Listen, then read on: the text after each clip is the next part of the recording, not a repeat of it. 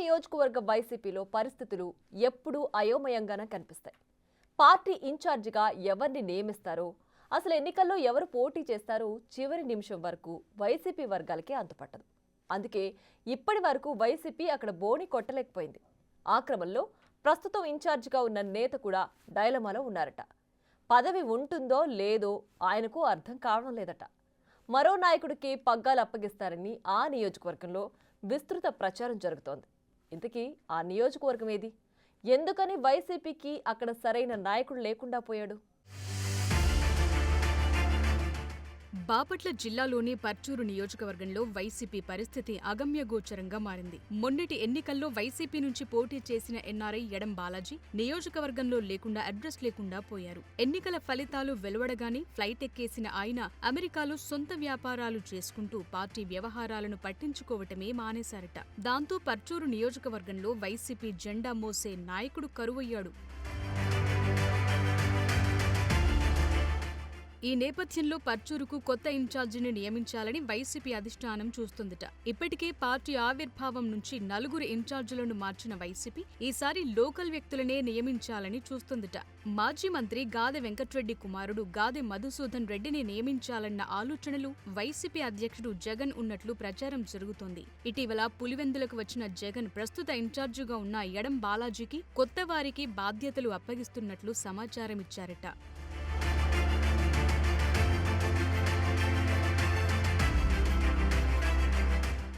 గాది మధుసూదన్ రెడ్డి సొంత ఊరు పర్చూరు నియోజకవర్గంలోని ఇంకొల్లు మండల పరిధిలోకొస్తుంది. ఇటు మాజీ మంత్రి గాదె వెంకట్రెడ్డి పలుసార్లు ఎమ్మెల్యేగా నిలిచిన అనుభవంతో పాటు ఆ కుటుంబానికి నియోజకవర్గంలో సొంత క్యాడర్ కూడా ఉంది.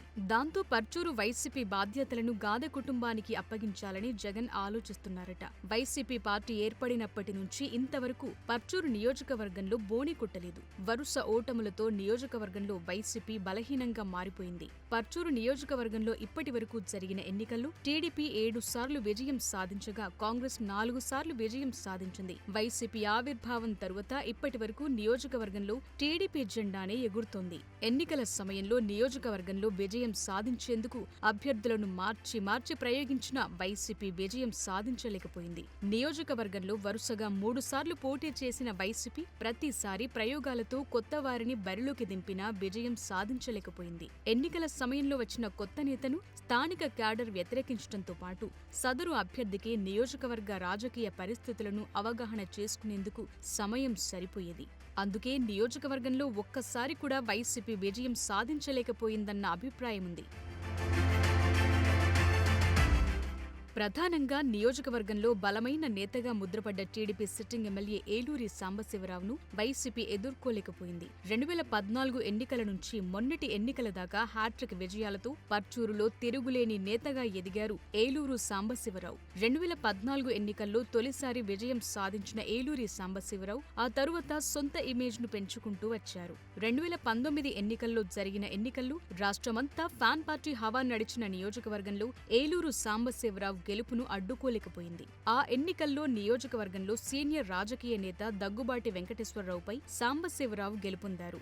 2024 ఎన్నికల్లో మూడోసారి కూటమి టీడీపీ అభ్యర్థిగా పోటీ చేసిన సాంబశివరావు వైసీపీ అభ్యర్థి ఎన్ఆర్ఐ ఎడం బాలాజీపై 24,000 ఓట్ల మెజార్టీతో గెలుపొంది హ్యాట్రిక్ సాధించారు. మొత్తానికి వైసీపీ రాష్ట్రంలో భారీ ఓటమి అనంతరం పార్టీకి రిపేర్లు చేసుకునే పనిలో పడింది. పర్చూరు బాధ్యతలు గాదె మధుసూదన్ రెడ్డికి అప్పగించాలని, అప్పుడే పార్టీ కాస్తైనా గాడిలో పడే అవకాశముందని నియోజకవర్గ వైసీపీ శ్రేణులంటున్నారు. ఎన్నికల ముందు ఎవరో ఒకరు రావటం, ఓడిపోగానే కనబడకుండా పోతుండటంతో కార్యకర్తల్లో నైరాశ్యం నెలకొంటోంది. ఇప్పటికే పర్చూరు వైసీపీ ఇన్ఛార్జీలను 4 మార్చింది.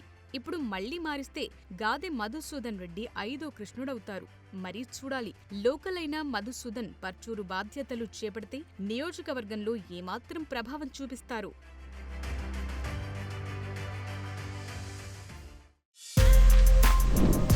For more videos like this, subscribe Big TV channel.